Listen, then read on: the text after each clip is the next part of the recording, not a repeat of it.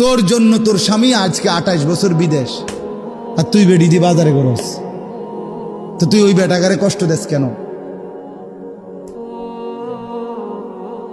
কথা বলে। তোমাদের জন্যই, স্ত্রী ছেলে মেয়ের জন্যই বেচারা 30 বছর ধরে বিদেশ।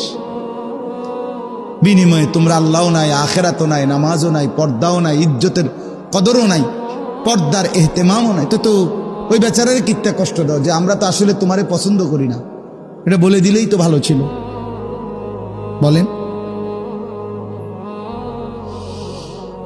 পরিবার কাকে বলে, বন্ধন কাকে বলে, একসাথে কাকে বলে? বাবার চুল একরকম, ছেলের চুল আরেক রকম, মায়ের বোরকা একরকম, মাইয়ার বোরকা আরেক রকম।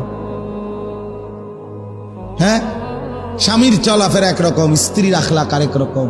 এটা কি? তো এটা পরিবার হইল কেমনে? বন্ধন হলো কিভাবে বলেন? পরিবার হলো কিভাবে বাপ?